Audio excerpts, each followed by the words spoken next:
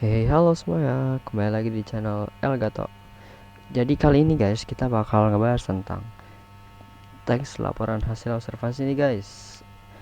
Jangan lupa buat disimak baik-baik videonya. Langsung aja kita ke materinya, let's go. Oke, jadi kita bakal bahas tentang teks laporan hasil observasi. Di sini jadi teks laporan hasil observasi atau LHO sendiri adalah teks yang berisi penjabaran umum atau melaporkan sesuatu berdasarkan hasil pengamatan atau observasi secara langsung. Teks ini mendeskripsikan objek seperti hewan, tumbuhan, fenomena alam, fenomena sosial, atau benda buatan manusia secara faktual, konkret, dan objektif sesuai dengan fakta yang ditemukan di lapangan tanpa adanya manipulasi. Teks laporan hasil observasi memiliki beberapa sifat utama, yaitu 1. Objektif, ditulis berdasarkan data dan kenyataan di lapangan, bukan berdasar kepada pandangan atau opini pribadi penulis. Yang kedua, faktual, mengandung fakta-fakta yang kebenarannya sudah teruji dan dapat dibuktikan. Yang ketiga, sistematis, disusun secara terstruktur, teratur, dan berurutan sesuai kaidah penulisan yang berlaku. Yang keempat, informatif, memberikan informasi yang berguna dan menambah wawasan bagi pembaca. Yang kelima, komprehensif atau menyeluruh, membahas objek pengamatan secara utuh dan terperinci.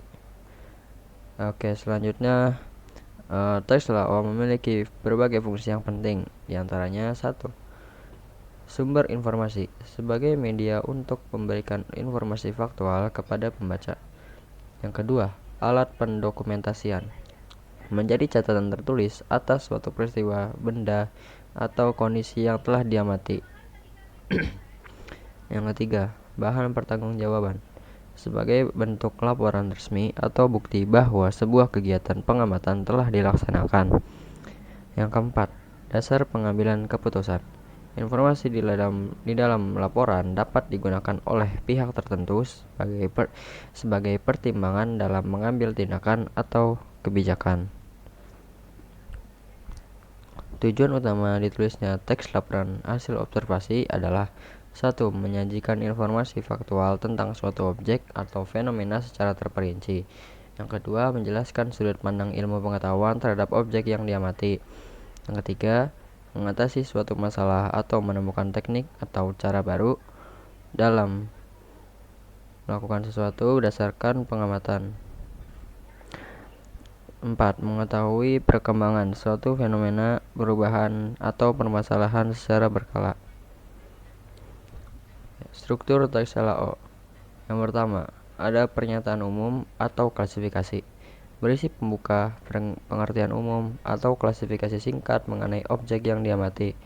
Yang kedua, deskripsi bagian, berisi rincian detail mengenai objek yang diamati, misalnya ciri fisik, habitat, perilaku, atau bagian-bagian objek. Yang ketiga, deskripsi manfaat atau penutup, berisi rangkuman mengenai manfaat, kegunaan, atau dampak positif dari objek yang diamati bagi kehidupan. Ciri kebahasaan teks LHO. Yang pertama, penggunaan kata benda atau nomina, menggunakan kata benda umum yang merujuk pada objek, contohnya museum, komodo, pohon kelapa, dan lain-lain. Yang kedua, verbal relasional, menggunakan kata kerja penyambung untuk mendefinisikan objek, contohnya adalah, merupakan, yaitu, tergolong, dan lain-lain. Yang ketiga, verbal aktif, menggunakan kata kerja yang menggambarkan tindakan atau perilaku, contohnya memakan, bereproduksi, hidup, dan lain-lain. Yang keempat, kata sifat atau adjektiva, menggunakan kata yang menjelaskan ciri fisik atau sifat objek, contohnya besar, langka, tajam, hijau, dan lain-lain. Yang kelima, istilah teknis atau ilmiah, menggunakan istilah sains atau bidang ilmu tertentu yang berkaitan dengan objek, contohnya fotosintesis, habitat, karnivora, dan lain-lain. Informasi yang terdapat dalam teks laporan hasil observasi merupakan fakta yang ditemui pada objek yang diamati. Fakta adalah peristiwa yang benar-benar terjadi. Fakta juga menunjukkan kebenaran informasi. Fakta merupakan pernyataan yang tidak terbantahkan kebenarannya. Pernyataan tersebut berupa kalimat yang ditulis berdasarkan kenyataan, peristiwa, atau keadaan yang benar-benar terjadi secara objektif. Objektif berarti dapat ditangkap oleh indera dan mengandung kepastian. Oke, di sini ada contoh teks laporan hasil observasi di buku teks Cerdas-Cergas Berbahasa Indonesia kelas 10. Sini saya akan halaman 4 sampai 5. Sini saya akan membacakannya. Oke. Belalang anggrek. Teman-teman, kali ini saya akan menyampaikan laporan hasil observasi yang telah dilakukan beberapa waktu lalu. Objek yang diobservasi adalah belalang anggrek. Pertama-tama, saya akan menyampaikan informasi umum terkait dengan belalang anggrek. Belalang anggrek atau Hymenopus coronatus adalah salah satu jenis belalang sentadu atau belalang sembah yang hidup di Indonesia dan kawasan Asia Tenggara lainnya. Seperti namanya, belalang ini memiliki bentuk dan warna yang menyerupai bunga anggrek. Pada bagian berikutnya, saya akan menjelaskan ciri khas belalang anggrek yang terdiri atas bagian tubuh, bentuk tubuh, makanan, dan daur hidupnya. Bagian tubuh belalang anggrek sendiri terdiri atas kepala, toraks, dan abdomen. Di bagian kepala terdapat mata, majemuk, mulut, dan 2 buah antena seperti benang. Seperti jenis belalang sentadu lainnya, kepala belalang anggrek dapat berputar 360 derajat. Di bagian toraks terdapat 3 pasang kaki depan belalang anggrek yang panjang dan kuat dilengkapi dengan duri dan capit. Belalang anggrek memiliki 2 pasang sayap yang menutupi bagian abdomennya. Sayap depan berfungsi melindungi sayap belakang sehingga teksturnya lebih keras. Ukuran tubuh belalang anggrek berbeda antara jantan dan betina. Panjang tubuh belalang anggrek jantan sekitar 2,5 sampai 3 cm, sedangkan betina 6 sampai 7 cm. Tubuh mereka berwarna putih dengan aksen merah muda lembut atau cerah. Beberapa belalang bahkan berwarna benar-benar putih atau merah jambu.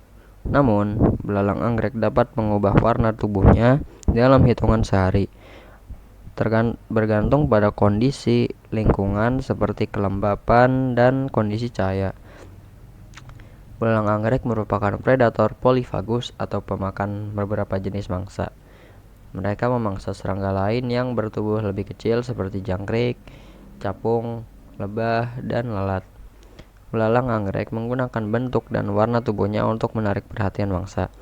Saat mangsa mendekat, mereka akan menggunakan kaki depannya untuk menangkapnya. Belalang sembah hanya memangsa hewan yang masih hidup. Belalang anggrek merupakan hewan yang mengalami metamorfosis tidak sempurna.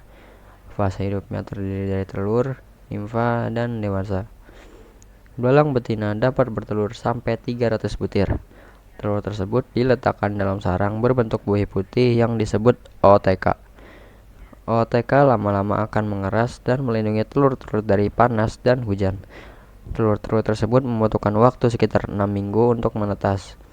Saat menetas, nimfa belalang sembah sudah menyerupai belalang anggrek dewasa. Itulah mengapa belalang anggrek disebut mengalami metamorfosis tidak sempurna. Sebagai penutup, saya akan memberikan atau menyampaikan manfaat belalang anggrek. Belalang anggrek berguna bagi manusia untuk membasmi hama berupa serangga. Karena keindahannya, belalang anggrek juga dapat dijadikan peliharaan. Demikian laporan hasil observasi saya. Terima kasih atas perhatian teman-teman semua. Oke teman-teman, jadi itu contoh dari teks laporan hasil observasi yang ada di buku paket Cerdas-Cergas Berbahasa Indonesia kelas 10 pada halaman 4 sampai 5. Oke, saya kira itu aja teman-teman. Terima kasih karena udah nonton video ini. Semoga video ini bermanfaat buat kalian.